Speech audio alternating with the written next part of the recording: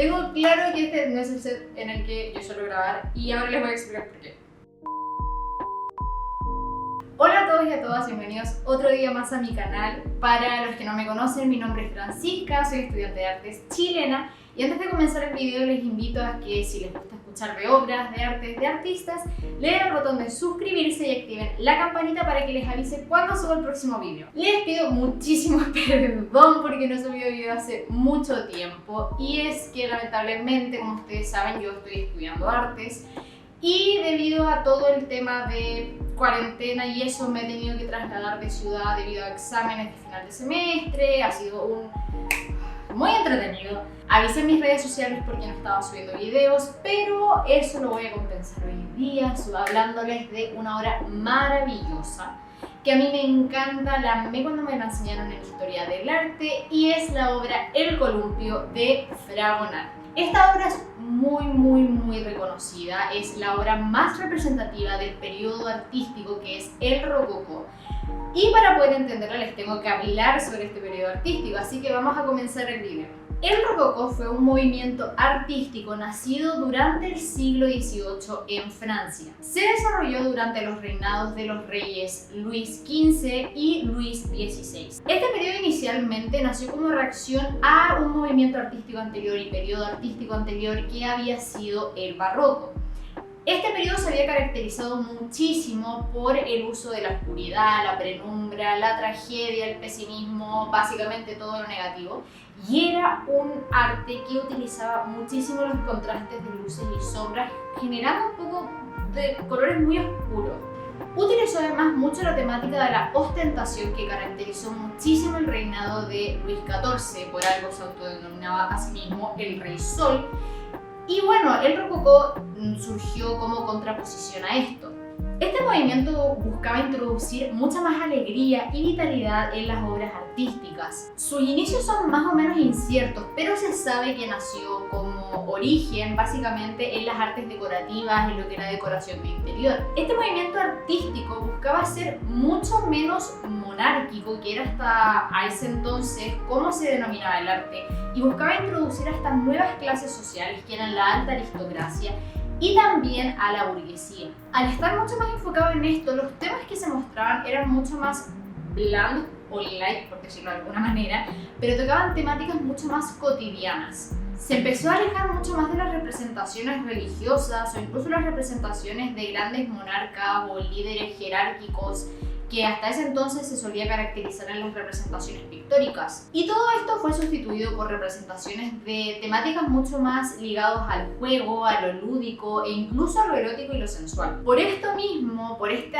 tema de la coquetería, del juego, es que se empezaron a utilizar colores mucho más luminosos, mucho más pasteles, mucho más suaves, para además realmente demostrar una diferencia con el periodo anterior que era el barroco. El término rococó nació más que nada como un término despectivo. Nace de la palabra rocaille, que es una palabra francés que se utilizaba para determinar un tipo de ornamentación que se caracterizaba por la presencia de conchas, algas, rocas en la decoración mural y de interiores. Este arte buscaba 100% ser una demostración de la vida social de la época, que era una temática muy novedosa para ese entonces, donde se representaban, como habíamos indicado, figuras de poder. En este caso se buscaba representar a la sociedad de ese entonces. El rococó se desarrolló en numerosas disciplinas, como la arquitectura, el arte decorativo o diseño de interiores,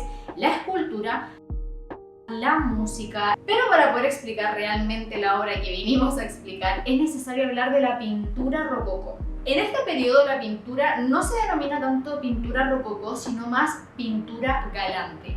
Esto es porque se empiezan a tomar muchas temáticas de lo que hablábamos, el tema de la coquetería y la galantería. Se engloba en un contexto estético donde toda esta delicadeza se transmite a través de las temáticas y el uso de colores más pasteles, mucho más pálidos, generando una armonía visual mucho más como suavecita. Se engloba en un contexto estético donde toda esta delicadeza se intenta transmitir a través de lo que habíamos indicado: uso de colores pasteles, colores lumínicos, figuras con formas curvilíneas, intentando generar todo este tipo de coquetería que es lo que básicamente predomina en este movimiento. Las escenas que se suelen representar suelen mostrar este tipo de juego de conquista, juego entre amantes, juegos amorosos, este tema de básicamente cuando un caballero conquista a una damisela, básicamente era eso.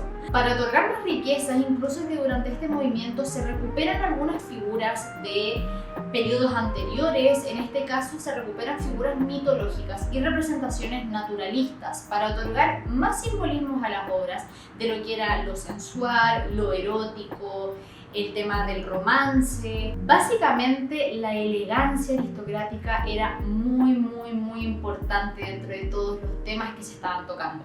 Habiendo dicho todo esto, es que ya podemos recién introducirnos a la obra El Columpio de Fragonard, porque era muy necesario contextualizar esta obra para poder entender todos los simbolismos, la paleta de colores, y ahora sí vamos a empezar a analizarla. Para empezar, hay que decir de que esta obra, esta pintura maravillosa, es de un formato pequeñísimo, es una obra enana.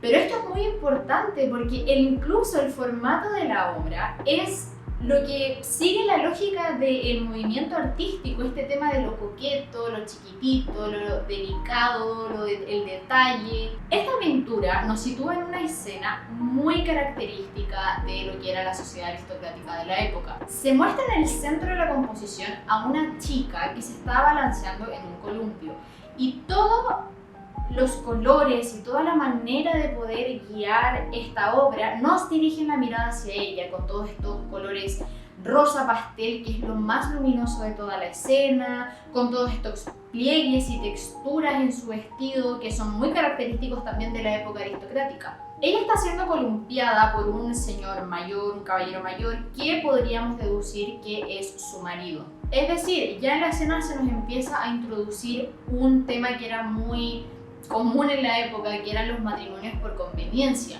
donde se solían casar a hombres mayores con jóvenes mucho más jóvenes que ellos. En la esquina inferior izquierda del espectador se puede observar a un chiquillo que tiene más o menos la edad de esta chica que se está columpiando y que está recostado como caído, sorprendido, mirando debajo de las faldas de esta niña. Pero es que ella también lo mira como con una cara de coquetería recíproca, como que igual hay algo ahí. Incluso ella le está lanzando un zapatito muy chiquitito a él como en este acto de coquetería. Esto nos podría indicar también de que este chico podría ser el amante de esta joven, que también era algo muy común en los matrimonios por conveniencia, de que estuviera casi como determinado de que en el matrimonio iban a haber amantes. Y los simbolismos que hay en esto determinan esta misma escena, o sea, el columpio para ese entonces era un símbolo de infidelidad, por esta idea del voy, vengo, y tiene sentido con cómo estamos captando la escena también. Pero un simbolismo que se contrapone muchísimo con este es la presencia de un perrito, que cuesta mucho verlo porque está muy escondido dentro del follaje de los árboles y como está hecho también con técnica puntillista se pierde mucho, pero el perro era un símbolo utilizado para la fidelidad. Este perro está como intentando ladrar, intentando avisarle al marido de la infidelidad de su esposa, pero este parece no hacerle caso. Para hacer más énfasis en esto, si observamos en la esquina izquierda del espectador en esta pintura, es que se puede observar una estatua de un personaje mitológico muy reconocido, quien era Cupido, hijo de Venus, dios del amor y el deseo, quien está haciendo un gesto de silencio, pidiéndole más o menos al espectador como que guarde silencio respecto al secreto que se está manteniendo en estos amantes. Toda esta temática es muy representativa de lo que se solía mostrar en la época, que era lo que hablábamos, este juego de conquista, de coquetería, del juego entre amantes. Y de hecho, todo esto toma muchísimo más sentido cuando nos enteramos de la historia que hay detrás de la comisión de esta obra. Esta obra fue encargada por el barón Louis Guillaume de Saint-Julien, quien pidió una obra que representara a su propia amante. Él pidió específicamente que se le representara columpiándose, pero siendo columpiada por un obispo, y a él caído mirando debajo de su falda. Sin embargo, Fragonard quiso que la representación fuera muchísimo más realista y es por eso que cambió el personaje del obispo por el personaje del marido siendo engañado por su esposa joven. Esto era una clara representación de cómo era la vida social, la vida matrimonial de la época en la alta aristocracia. Ahora sí, si observamos incluso el uso de la técnica, también es muy característica de la época y de todos los temas que se están tocando. La obra está hecha mayormente con colores pasteles, con mucho uso de luz, colores muy suaves donde no hay contrastes muy grandes entre la saturación de un color u otro. Esto provoca una delicadeza y una suavidad a la vista para que el espectador pueda entrar en esta armonía que se está generando, en esta cosa muy suave, muy dulce.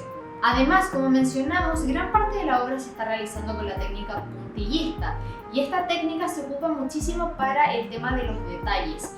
Y es este tipo de detalle lo que otorga una delicadeza y que genera que esta obra parezca casi que una joya apreciada, no solamente por el tamaño, sino también por el uso de este tipo de pincelada pequeña y muy precisa. Habiéndoles explicado todos los detalles respecto a esta obra, a la historia que hay detrás, al contexto en el que se genera, es que podemos ver de que en el periodo movimiento rococó se empiezan a representar por primera vez como temática predominante la vida cotidiana de la época, la vida cotidiana de una clase social que era una clase social que estaba en decadencia. ¿Para qué vamos a decir de que este periodo y este movimiento finalizó con la entrada de la Revolución Francesa? Porque básicamente, bueno, este movimiento representaba todo lo que era la superficialidad, frivolidad de una aristocracia que intentaba ahogar todo tipo de noción de lo que realmente estaba ocurriendo. Pero bueno, por algo este periodo, este movimiento artístico fue tan reconocido como para llegar a ser patrimonio nacional en Francia. Es maravilloso de verdad el uso de la paleta de colores, la manera en la que se utilizan distintas disciplinas y de verdad que me gustaría poder hablarles de otras obras maestras, no solamente en términos de pintura, sino en términos de muchas otras cosas, porque de verdad que otorgó tanta riqueza a este movimiento. Y bueno, ese es el video que les tengo por el día de hoy. Espero que les haya gustado muchísimo. A mí esta obra me fascina, me encanta, la encuentro preciosa. Díganme en los comentarios si igualmente les gustó, si quieren saber más del rococó, si quieren conocer más obras de Fragonard, o si tienen alguna otra sugerencia también para que debatamos ahí y yo pueda satisfacer su necesidad de conocimiento artístico. Y eso, si les gustó el video, tampoco olviden darle al botón de like, que me ayudan muchísimo. No olviden darle al botón de suscribirse y activar la campanita para que les avise cuando suba el próximo video. Nos vamos a ver próximamente en otro video. Espero que se cuiden muchísimo, que estén muy bien y nos vemos en el próximo video.